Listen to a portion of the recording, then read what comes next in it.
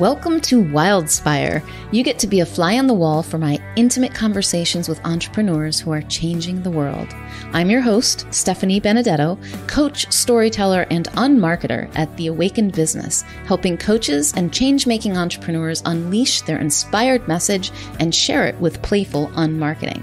I'll ask curious questions and explore uncharted waters with my guest today.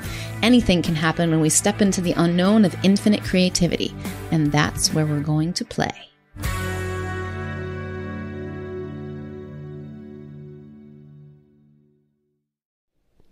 What a delight it was speaking with my friend and fellow coach, Wyn Morgan. In this podcast conversation, we talk about answering the question, what do you do for a living? And communicating the value of what you do, especially when it has a spiritual component when you're working in the corporate world.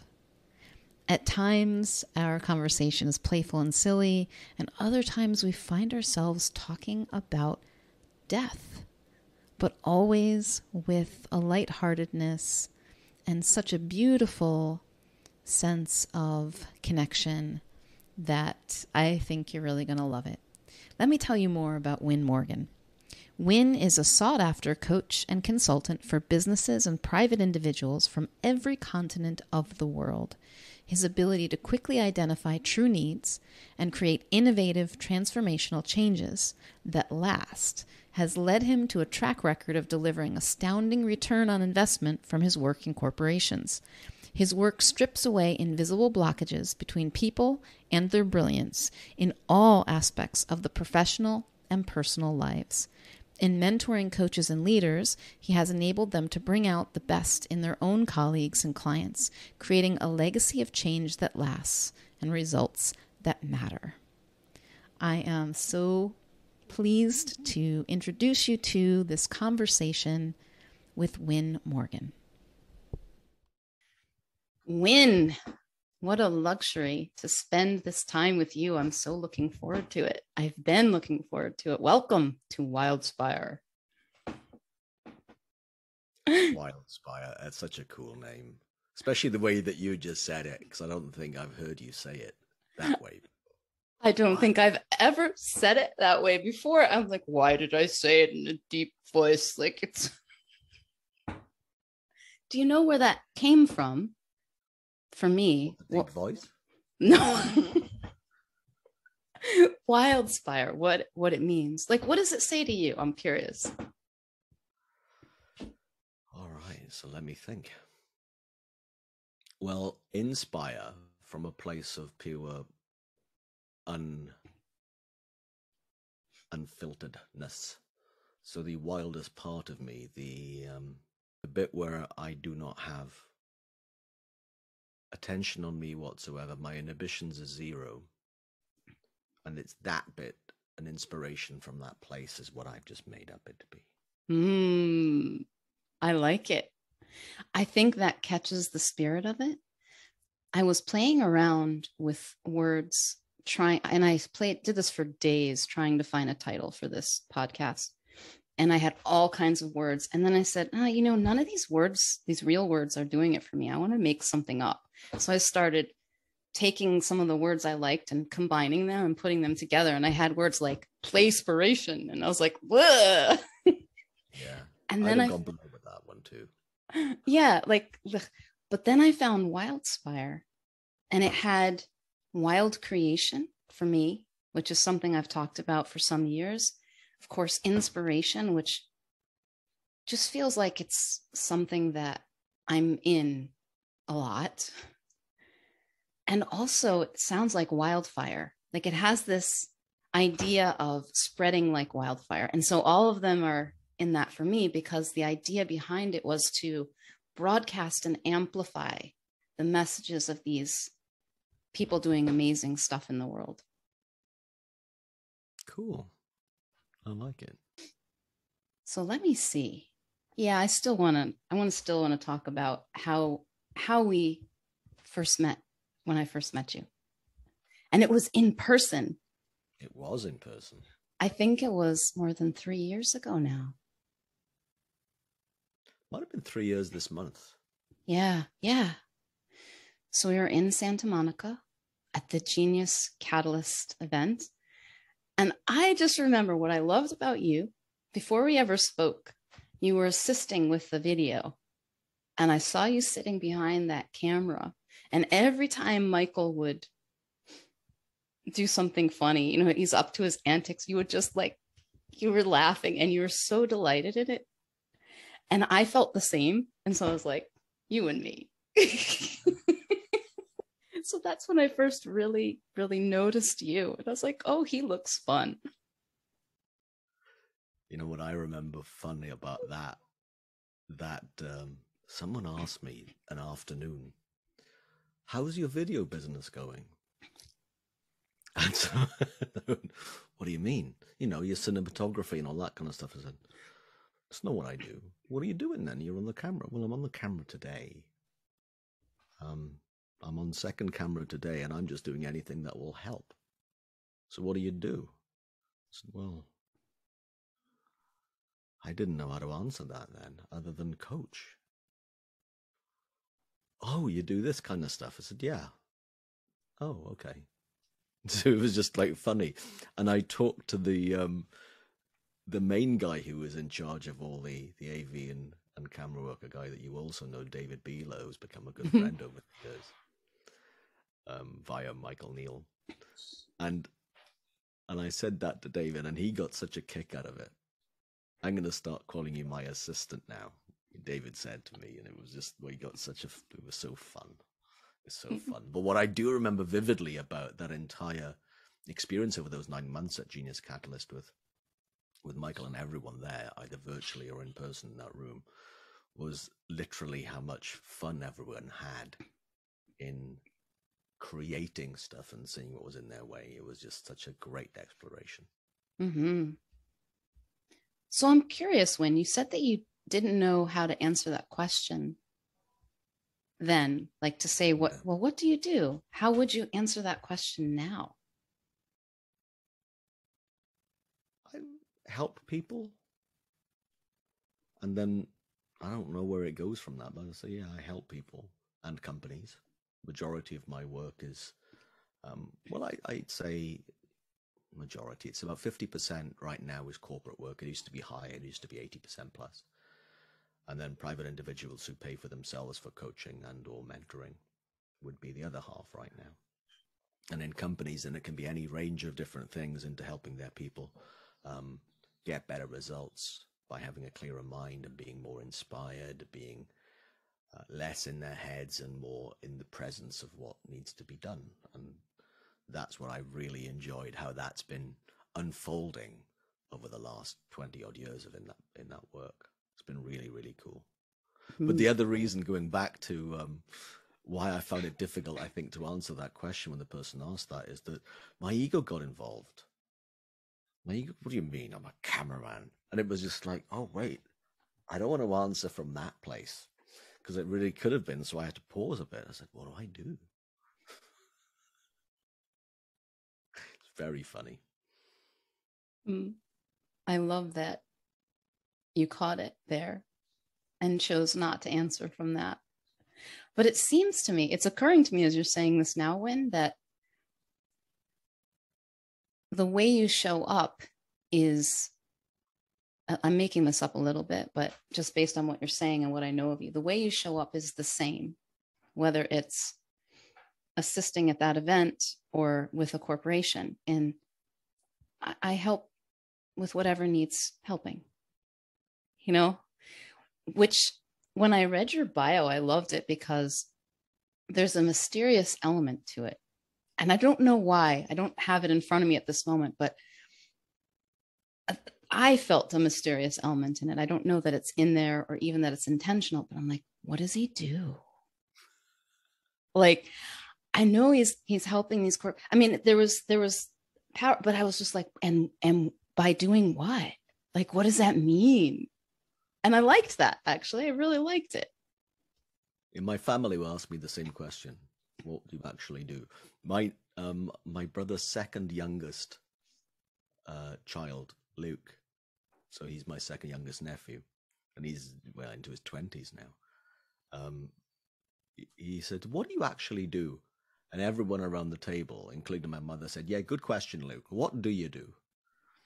And I still don't think he really got it. My eldest nephew, Reese, did, because he lived with me for about 7 or 8 months here, and he kind of would pick up the kind of stuff that I would be doing because he'd hear a few phone calls and some other things. But it is kind of, there is a little bit of a mystery to it, because I don't know until I know. So I had a call with a corporate today, and it was my very first conversation with them. So it was just fact finding, and I don't know what I'm going to do with them yet. So I don't know, but it will be. I'll find the highest leverage point that will make the biggest difference for them. Mm-hmm. That's what I'm going to be up to, but I don't know what that is yet and how it's going to play out. So now I'm really curious. How do you communicate the value of that when? So I understand something that happens with me is I listen to someone and sort of like listening for, okay, what's on offer here for them? What do they need? What am I hearing? Where do I feel like my little truth detector's going beep, beep, beep, beep, beep, beep. Like there's something here they're not seeing clearly. Like, okay, I flag it, and then I think about, what's on offer here? Like what's in my heart? And I can talk about that. Here's what I see on offer. Are you interested, kind of thing. Yeah. But it sounds like you're almost just, they're saying yes. And then you're going, I'm going to find the point that has the most leverage for you. I don't know what it is yet. So how do you communicate that when they probably have some idea of what their problem is? They've diagnosed it most likely, and some idea of how it should be addressed. So what do you do when you come in and talk to someone like that? I just speak from the heart. So if it looks to me like they think they know the answer and I think they're right, I will just say, hey, just for me to validate this, let me talk to a few of your people just to be really sure. And also it's going to be, help with the onboarding and the ownership of what actually happens next. Or it might be the other extreme would be that they don't really know, and then it's genuine just fact finding. So one way of answering your question is it depends, and all I know is I will speak from the heart. And the longer I'm getting a sense of what it's like when I'm no longer buying into my insecurity, buying into what will they think of me if I ask this question. When I don't have me on my mind and I'm thinking of, I'm genuinely interested in them, then the answer and the questions take care of itself. Always. Mm-hmm. So there's a lot less for me to do than I thought, ever. Which is something I will always vote for. A lot less for me to do. Mm-hmm. Thank you, Wyn. I can feel it when you say it. And I've seen enough about how I've seen you show up enough times in different ways that I know that about you. And there is something that I know from experience that when I'm showing up from the heart and just present and not thinking about me, people get it. Like, and if it doesn't connect, that's okay. Like, I can say things that maybe if I tried to orchestrate it would sound cheesy or vague, but because there's a feeling that comes with it, that comes from that presence, it touches them. Yes. And they come with me on the journey. And that's the whole point. I mean, that's one way, probably a far more succinct and direct way of saying what I was getting at. So it's a nice summary, Stephanie. Thanks for saying what I wish I'd have said. Oh, feel free to use it again if you won't. You'll show up in the present moment. And you'll like, forget it. That will be the antithesis of what you were saying and what I was trying to point at. Absolutely. I was like, as it's coming up, no, forget that. There's this made up idea. Like all ideas are made up. There's this idea we've made up. I'll include myself in that for large portions of my life, that corporations are different. Big business is different. Sure, you put one person in front of me and I can do that. Like that's enough to just show up and be present and be heartfelt and speak and point to the truth. But with a business, oh no, I have to jump through all those hoops to get them to say yes. Yeah. Now, granted, I'm certain that you have a track record you can point to if you wanted to, if you chose to, and perhaps even a reputation amongst certain people. But you're not jumping through hoops. You're just coming in and going, let me listen. Here's what's, like whatever occurs to you, whatever questions, no different than if you're talking to anyone else. And I love that because it's shattering that myth that we have to disguise or hide or somehow water down the depth of heartfelt connection, presence, and spiritual truth when we apply it to a big business. Yeah, that's really well said. I remember having a very in-depth conversation with the group, the board members. They were the C-suite of a company. And they were noticing that their people were just not in growth mode, business growth mode. And they were very much about playing it safe. And they tried lots of different learning and development interventions over the previous kind of 3 to 4 years, and nothing was really sticking. And I was asking them some of the things that they had tried, and there was a few theories that had been kicking around in the business, from a few books, and well-meaning, really good stuff, in fact. Where it was pointing to was really good stuff. But it was really interesting that in their minds, there was this one notion that they needed to do with their existing and potential new business-to-business clients, and it was, how do we get credibility quickly?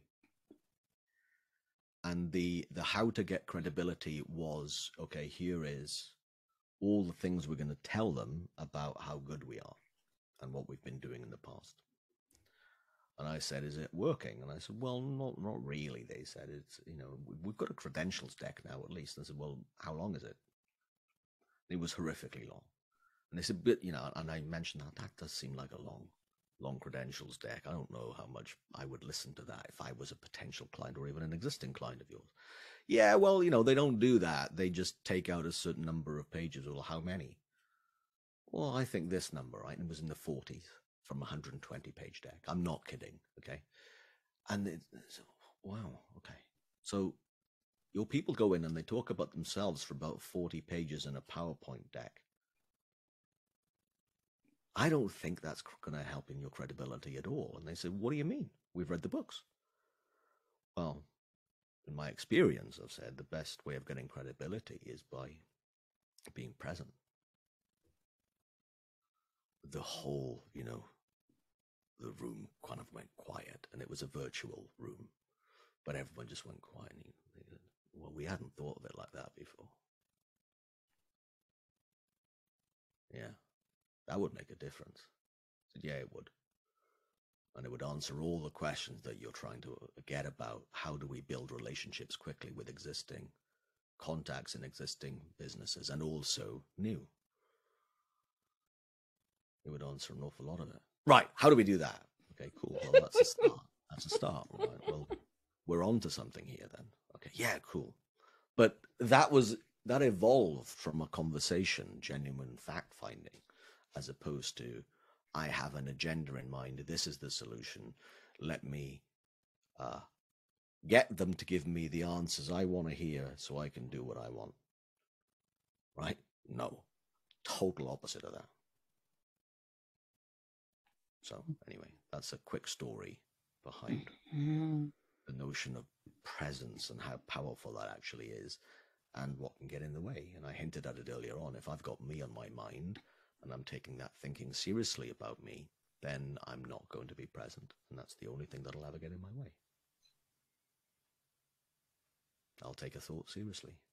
I'll entertain the thought and I'll be thinking about that thought more, and then I'll make a meaning out of it. And meanwhile, of course, what is absolutely not happening is present to them and to whatever else is happening. I'm present to the noise in my head, nothing else. And you're just magical. Oh, thank you. And I'm really glad to know that that's just truth talking as opposed to Wyn.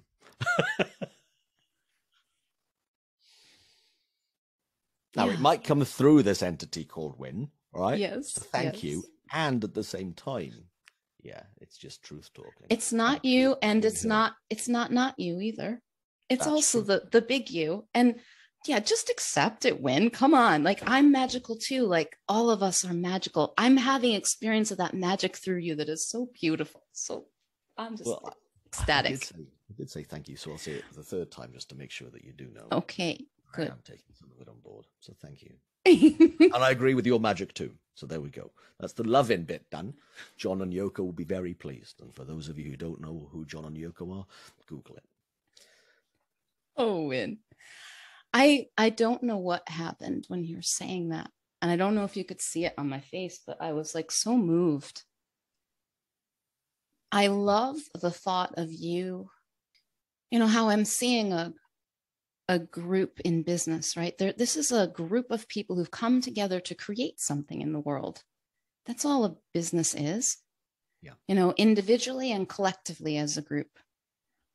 And there's a vision. There's the power of creation moving through them. And they're hurting or stuck or frustrated in some way. And in walks Wyn. The magic and truth of the universe as Wyn, in the form of Wyn, and is just with them. And that conversation, like pointing them to presence as the thing that's going to get them what they desire. That's the thing that is going to lead the way into everything else. It's where everything we're looking for lives, including clients in business. Mm-hmm.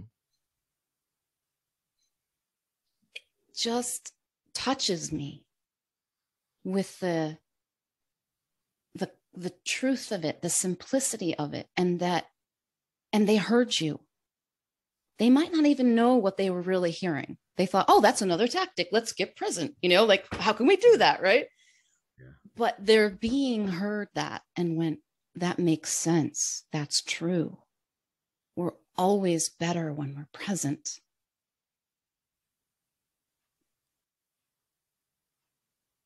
And it touched me. Oh, I'm pleased. I'm pleased.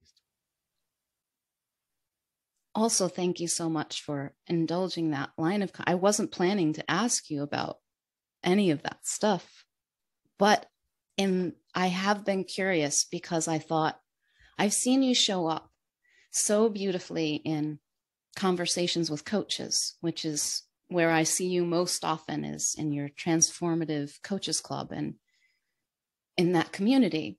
And I've just wondered, because I had a sense, I'm like, Wyn is really good with corporations too. I just had a sense of it. And I was like, I wonder what he does. I wonder what that's like. And so I think that might be why I asked about it. But regardless, I see this as such a powerful thing for people to hear. And I hope that they hear it that way, that every time I hear it, I take it in a little more deeply and I see a little bit more that, all we need is presence. And that's not even something we have to do. It's just what happens when I'm not in my thinking. It is that simple. And often because it's that simple, we rebel against it. Because our intellect gets involved, because the intellect wants a job to do. It wants more to do. It's hungry for that, and it's problem-solving nature. That's what it's for. And then if it's been told, hey, we don't need you right now, it just goes, what? Well, I'm going to make something up that I'm going to be useful for then. It wants to be helpful and useful. And yeah, it's just funny to know that that's a lot less true than I possibly imagined. A lot less true than I possibly imagined. So it's a great thing for me to keep seeing more about. Me at my best is being present to what is right now. And that could be a thought about, I should really ask them this question. But what will they think if I do really direct? Well, then I will filter it. I will put a caveat in front of it saying, there's something I really want to say to you, but I think you might take it a little bit to heart too much. Oh, tell me. Okay, you sure? Then I'm okay. I've got permission to proceed, right? But even that, the permission to proceed bit will come from the moment as opposed to from here's what to do when I feel uncomfortable about saying something, because then I've got more, again, attention onto a pre-prescribed action plan in a flow chart of what to say in the script or something. And yeah, that's just the opposite of me being present. I remember, you okay with another story? Mm-hmm. Hell yeah. I remember being in, I can't remember where it was in London right now. Not that it really matters, but there was a view out the window in London anyway, overlooking the river. And it was great. And I was there for 5 whole days. And for the first 3 days, there was 22 people in there for the first 3 days. And then on the Thursday, Friday, 8 of them stayed to do a train-the-trainer piece. So first 3 days, train you all up into what we're asking your people to do. And there were, I don't know, 2,500 of them. And then the 8 people on Thursday and Friday, it was their job to then do the train-the-trainer bit, to then go and roll this stuff out across all of Europe and Asia, Middle East. And I can't remember, it might have been just North Africa, but it's still a significant amount of the population of planet Earth was covered by this group of 8 people. And the first 3 days went brilliantly, really well. And then the 8 people who were plucked with potential from their senior leaders to then be helping to roll this out, who'd had some delivery of training experience before, and they had the want to do it as well. So they had the experience and they wanted to do it. And at one point, I think on the late morning of that Thursday, one of the people said, "How the heck do you do?" But it was a little bit more, a few more profanities in that. "How the heck do you do what you do?" So what do you mean? And he said, "Right, well, see, here's what I notice. If I go back to this exercise or this explanation that you talked about regarding, what was it? It was about something to do with asking really good questions to a corporate client. At that point, I was noticing how much that conversation really impacted the people in the room, me included," he said. So all 22 of us were hanging on every word, and it was just a lovely conversation that was, 8 to 10 people were being involved in it as well. And the realizations that I had, he said, were just amazing from that. And it just seemed to me that you were doing so much. So you had this flip chart in your mind. You had your eye on who was talking and who wasn't. You were noticing the mood in the room and how long we had before lunch break. You were noticing and referring back to a conversation that we all had 2 hours earlier and one of the flip charts on the wall about that. And all of this other stuff about the color of the flip chart pen you would then use to draw up what people were talking about. How on earth do you keep all that stuff in your head? And I went, "Oh, I don't do that." "What do you mean?" "Well, that's not how it's done at all." "But you do all of these things. How do you keep it all?" No. I said, "That's not what you might observe from the outside, all of that stuff. But on the inside, there's next to nothing going on other than me being present to now and to you all." Which is, pretty much what I said to the other organization in that meeting, that virtual meeting. And I could tell he hated my answer. He didn't get it. He either didn't get it or didn't believe me. And then later on, I think at some point that afternoon, he did say, "I think I'm starting to get what you mean. Because I'm just noticing in my listening to you and everyone else, my other 7 colleagues in here since lunch," he said, "my listening's a bit different. And I'm picking stuff up." And, one way of saying it would be in Stephanie's language might be, I'm kind of like, I'm wild-spired. I'm seeing the source of good ideas. I'm seeing the source of things. in a way that is really totally the opposite of what I thought you were doing with us for the previous 3 days. Because I was looking at your behavior and then copying that, and you're saying that it's what informs the behavior. I thought the penny doth drop. I thought, great. That was a. I don't think I'll ever forget that. That kind of like five minutes with him on that, in the morning and the afternoon of that Thursday. What a beautiful story.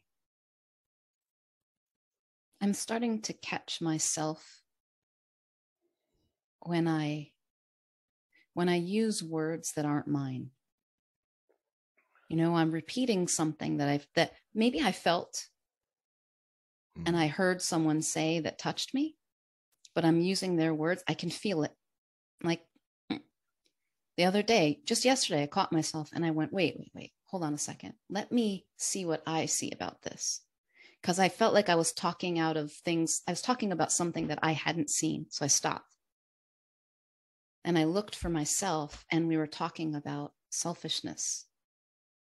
Like, what is selfishness, and what is it to take care of yourself first? Like, to really put your well-being first.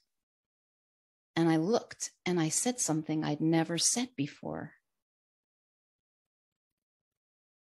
I said, oh, what we are calling selfishness has nothing to do with me at all. And it fits in with what you're saying, Wyn, or it follows for me anyway, that when I make presence, the awareness of my connection, the awareness of being present, because we're always present, we just don't feel it, but we can't be anywhere else. When I put presence and that well-being first, I disappear. It's not selfish at all. It's actually far more selfish for me to go, oh, I couldn't possibly because this person has that need and I have to meet this person. And what will people think if I do? That's all about me. Yeah. And what other people think of me. Yeah. And if I hadn't stopped myself, I just would have said words that someone else said that maybe meant something to me. But I wouldn't have looked, I wouldn't have seen that, and I wouldn't have found the feeling that only comes in being present to share something. And it wasn't hard.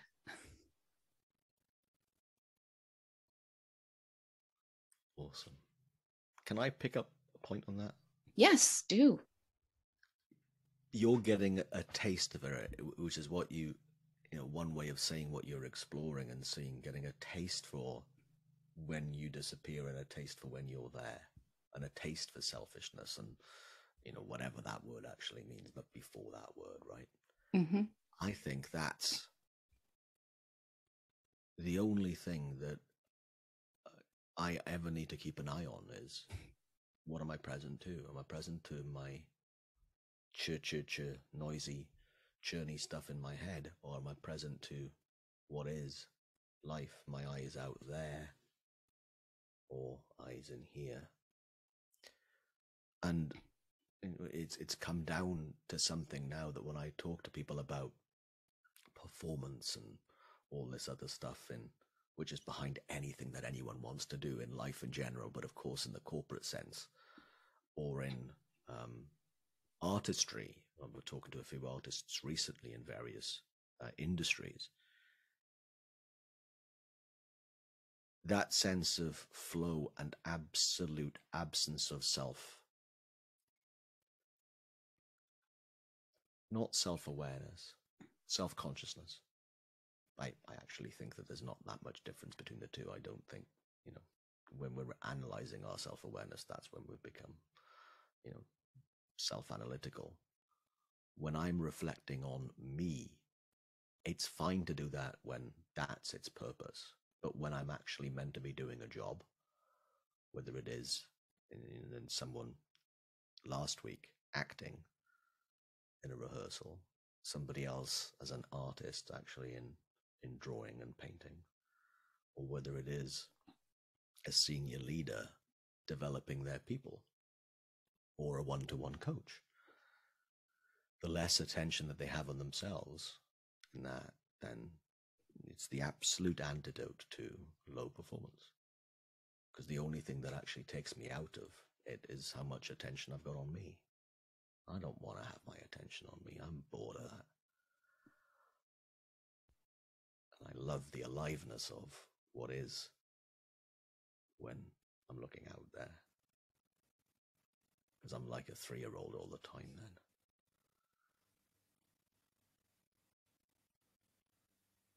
I feel that. I know you do. I've seen you show up enough to have noticed that in you too. Oh, what I mean is I feel what you're saying as you're saying it.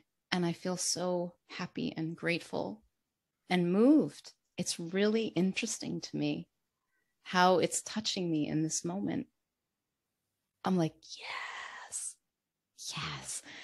I'm so thrilled, selfishly, to just be able to to be here listening to you in that. And it's, this whole conversation is just encouraging me to be present. It's just reminding me, it's just like a very gentle, it's not even reminding. I don't even have to try. Like, why would I want to do anything else right now? It doesn't seem at all attractive. And that in itself is so beautiful. And knowing that this is not only possible, it is natural. It is our true nature. Yes. That we're just coming back to, coming more present to. The words are escaping me a little bit here, but is so reassuring and beautiful. I was talking to someone yesterday who was kind of saying she'd be happy with just slowing down thought because she doesn't want to try to have no thought. And I was like, well, that sounds like a good idea. Trying to have no thought is going to be full of thought. And I think this is what a lot of people experience during meditation.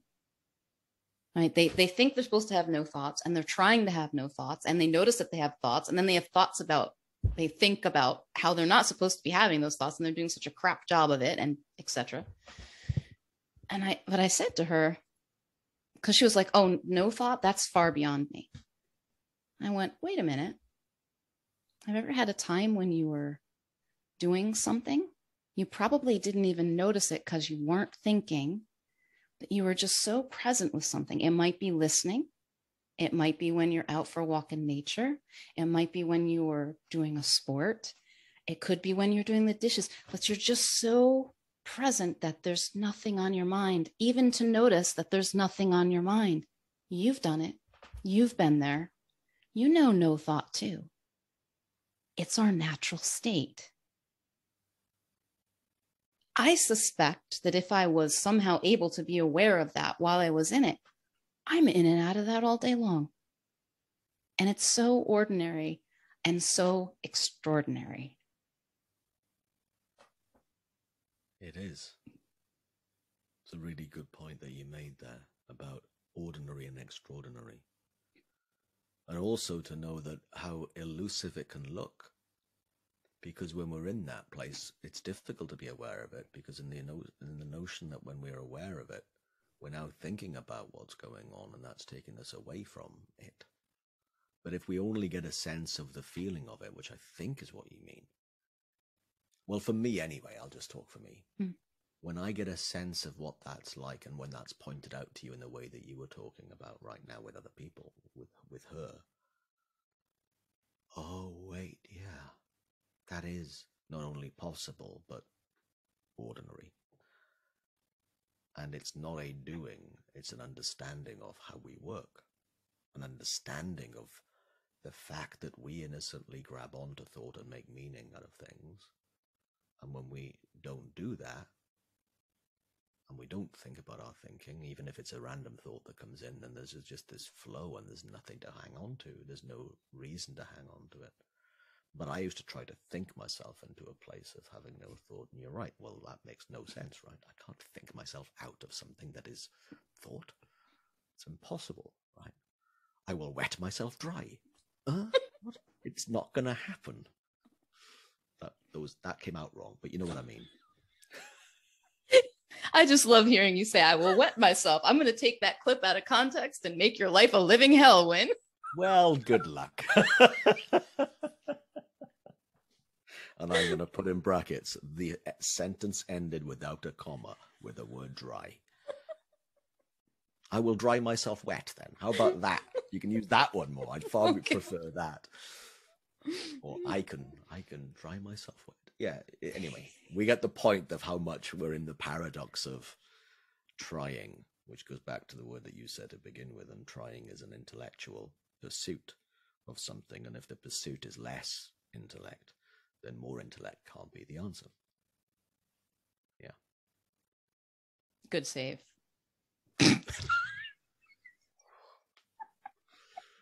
Might have got away with it. I guess we'll find out in the next 5 years.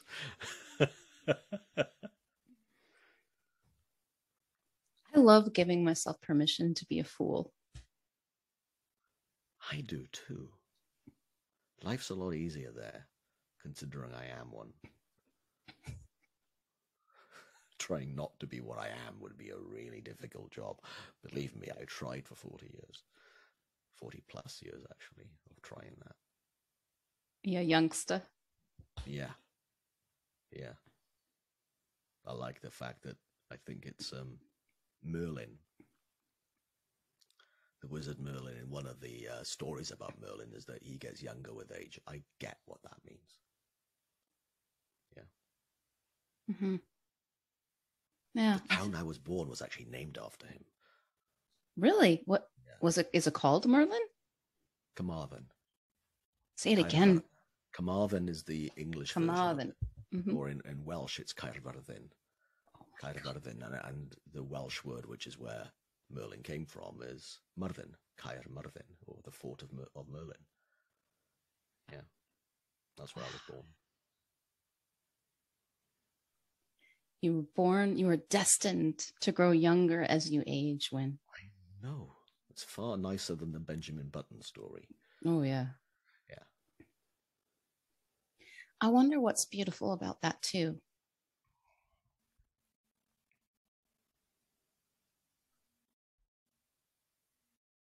You know, like this, I'm thinking about the judgments that I have about aging. Mm.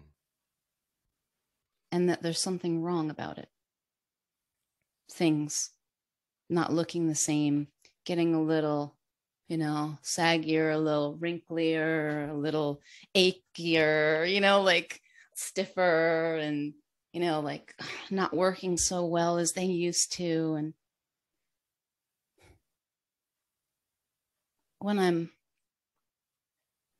I'm showing up present with it, it doesn't really look like that's something wrong. It looks like another color in the palette of experience. And I've been doing a lot of thinking about death lately without really setting out to. Just, I'm sort of drawn to it. Not from a morbid sense of like, I like to scare myself, because it's not scary the way I'm thinking about it. And I'm just seeing a lot of beauty there. I used to think it was beauty despite the pain of death, because it's so often clarifying. I spoke to someone yesterday who said, if I knew I had 6 months to live, I'd be ecstatic, because all that pressure I have about what I need to do would just be gone. So that's one way that people sometimes seem to show up with death. Like, oh, okay, I'm giving myself permission now. I don't have to worry about any of that. I come back to what's really important. But, and that is one way in which we can start to experience more presence. But I don't think that's the only way in which death is beautiful. And if we have a beginning, we have an end, supposed, apparent beginning, apparent end. And that's it, right? Like, there's a cycle, there's something to be experienced in that whole journey of a human life, no matter how long or short it is. And when I'm present with it, I feel that. I feel the richness of every moment, and there's no need for it to last longer than it does or be different than it is. Anyone who knows me well would know that there were times in my life where I didn't like the fact that I was me, that I'd been born, etc. Right? I've had lots of spells where I would rebel against that. I just wasn't happy. Happy to be alive would be one way of saying it. And at some point, that kind of filtered away, fell away. And I remember vividly having an experience where I realized, in the middle of a conference, in fact, in Minnesota in the US, in the Midwest, and the North, that all my emotions were a part of being alive, and there was nothing I needed to rebel about, however I felt, for however long I felt it, and whatever was going in my head. Because then, at that point, I had the insight about life is to be experienced, not to win at, W-I-N, not to win at, not to achieve, but to be experienced. And it was amazing how that's unfolded in, I don't know, 7 or 8 years since then. For me to appreciate it being born and to feel really happy that I was. And even in the sucky days or the sucky weeks or the sucky years, which there still can be, it's still an experience. And I equate it to being in Disneyland. And my dear friend Amy and I, whenever I'm in LA, which hasn't happened for a couple of years now, for various reasons which we're all very aware of, we'd typically go there. We'll probably go there anywhere between 2 and 4 times a year to spend a day and hang out. And it seems to me that, well, a day at Disney is a day in life, and a day in life is a day in Disney. It's just stuff that happens. And sometimes you're in line for something that's going to be really cool, so you're waiting for something really cool. And sometimes enjoying something really cool. And then sometimes something really cool is happening and not enjoying it. And then other times, all this other stuff is there regarding our emotions and all this stuff. So I happen to think that life is just like decades of Disney. Decades of experiences. All things that we will experience via our 5 or 6 senses, or potentially more, I don't know.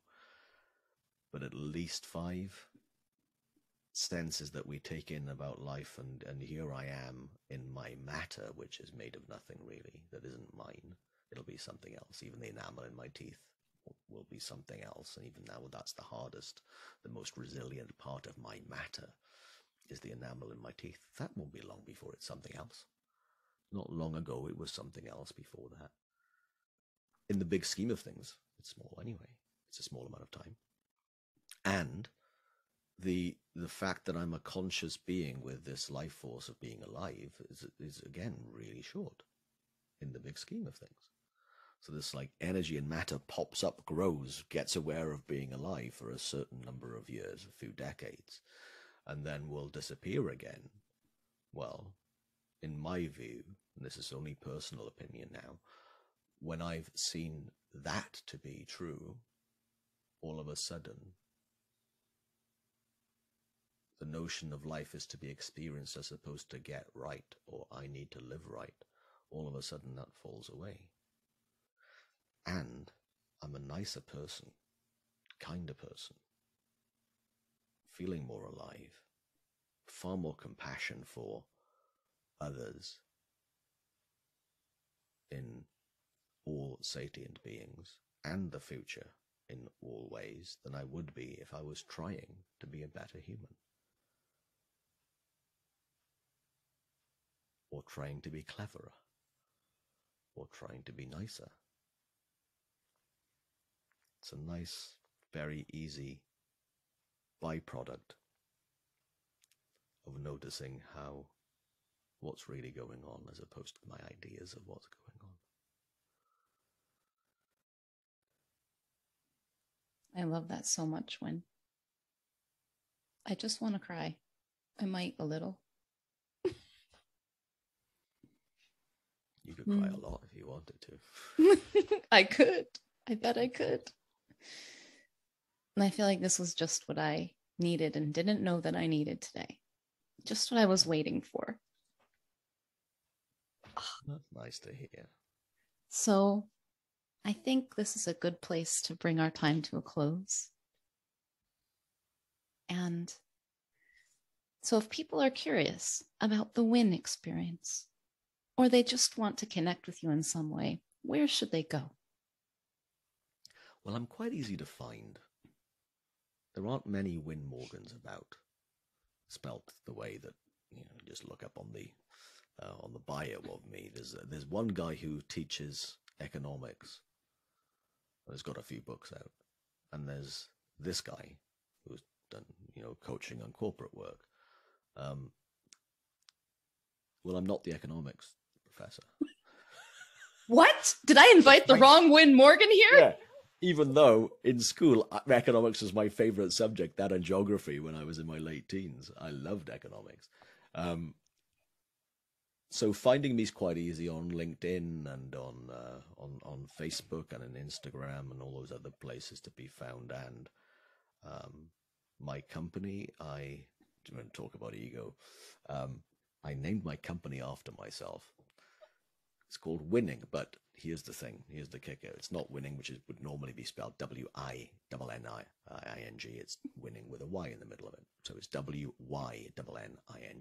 But my name, though, some people get this wrong, is that they think Wyn is with a double N. No, it isn't. I'm not the Wyn of the person who has those places in Las Vegas, not the Wyn Hotel guy, which is not that person's real name anyway. Because in the traditional way, you wouldn't have a man called Wyn with a double N. Just wouldn't happen. So it's a version of the Welsh word for white, pure, innocent, virginal, all that kind of stuff, which, of course, when I was born, was true. I was innocent the day I was born and the day I was given the name Wyn. Yes. Oh, honey, that is who you are. I'm going to start using Wyn as a verb. Wyn with a Y as a verb. And I'm going to use it to mean I'm showing up like Wyn, present and curious. I'm winning with a Y.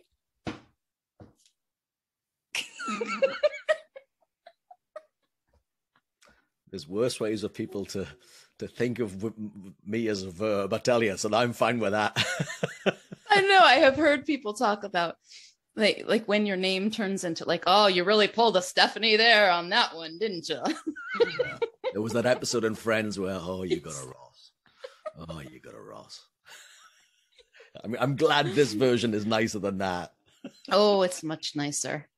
I didn't have a good description with it, but I'm just like, oh, I'm going to win it today. Like that. I'm going to win it. It's almost like winging it. Like that. Go for it, Stephanie. Be my guest. I'm also going to put in a plug for your podcast that you co-host with the lovely Kate Roberts. Yes. Under the Noise. My favorite podcast.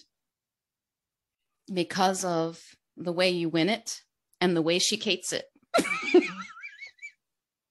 It's in the way she Kates it. That's cool. And seriously, when I say that, I absolutely love it. The way the two of you show up and explore things together. And, you invite guests in as well. But I particularly like the conversations between the two of you. They're just very creative, exploratory, lots of quiet. I've heard it said that people have commented that they fall asleep listening to your podcast, and it is so relaxing. So if that's your cup of tea, please check it out, Under the Noise. And my deepest thanks to you, Wyn, for being with me today.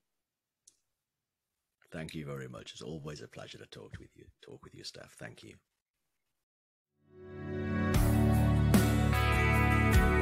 Thanks so much for joining me for today's Wildspire conversation. If you'd like to receive a weekly Wildspire email from me filled with inspiring stories, unmarketing experiments, tips for playing your way to impact and income without the hustle and hype, insights from my spiritual business journey, and more, go to theawakenedbusiness.com/Wildspire. Until next time, may you know yourself as the gorgeous wild creation you are.